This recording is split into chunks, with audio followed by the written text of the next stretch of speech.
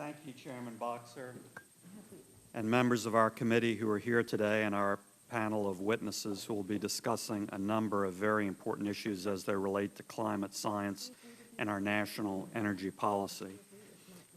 First, let me say I think it's really unfortunate we don't have any witnesses here from the Obama administration. Just weeks ago, President Obama announced a sweeping climate action plan which will undoubtedly tighten the federal government's grip on our economy. It would have been very useful to hear from the administration about how exactly they plan to implement this strategy. It would also have been useful to learn the exact measurable benefits that the United States can expect from these actions. In relation to that, I'd just like to put into the record, Madam Chair, a letter to you specifically requesting we have witnesses as part of this discussion, and also a letter to President Obama. Both are from mid-July, requesting that he make available witnesses from his administration about this climate action plan. And I ask unanimous consent to submit these for the record. Without objection. Former Administrator Lisa Jackson testified before this committee that U.S. action alone will not impact the climate. So this begs a few questions, starting with, have things changed so drastically in the last 4 years that now U.S. action alone can control the climate? The hearing is entitled, quote, Climate Change, It's Happening Now. I'd also note it's interesting that it isn't titled, quote, Global Warming, It's Happening Now, close quote. Maybe because given the Earth's stagnant temperature for the last 15 years, a fact that's currently confounding climate scientists and modeling experts who predicted otherwise, that would have been an inconvenient title.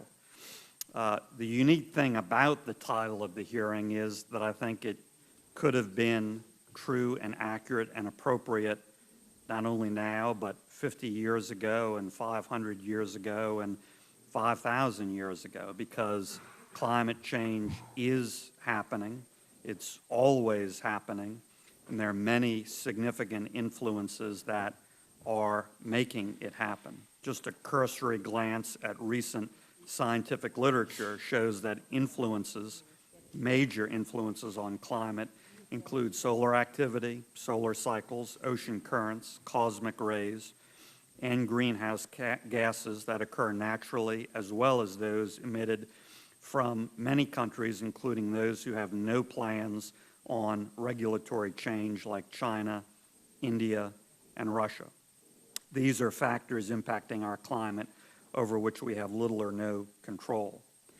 As the President unilaterally implements his regulatory agenda, I believe it's important to note what the Obama campaign does not want us to talk about. And I think it's very interesting. This was outlined in an email last month by Ken Berlin, a chair of President Obama's Energy and Environment team. And we have that detailed email and talking point memo here, and I'd like unanimous consent to submit this for the record.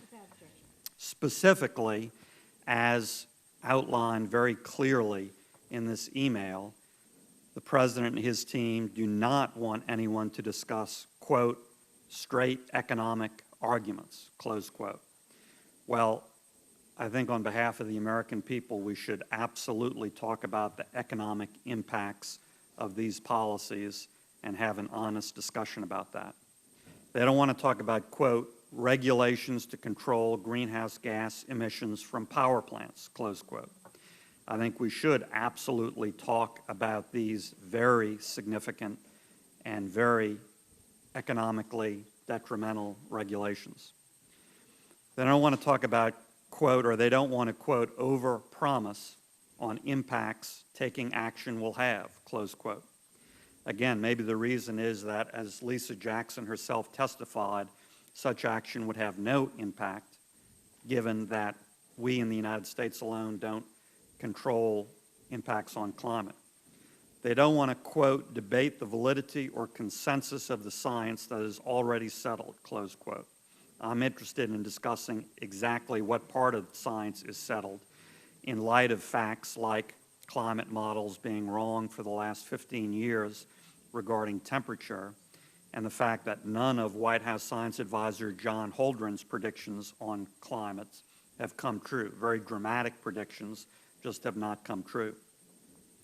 They don't want to talk about, quote, the need to regulate industry and shut down power plants, close quote.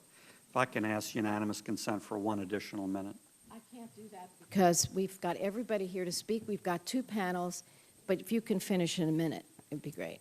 Well, that's exactly what I asked for. Thank you.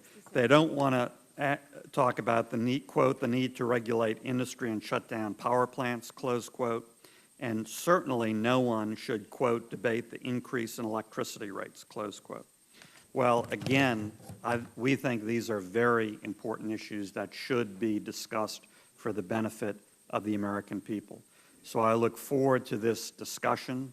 I look forward to digging down into the science, what exactly it suggests and doesn't suggest, and I certainly look forward to talking about economic impacts on the American people as they face very, very tough times. Thank you, Madam Chairman. Thank you,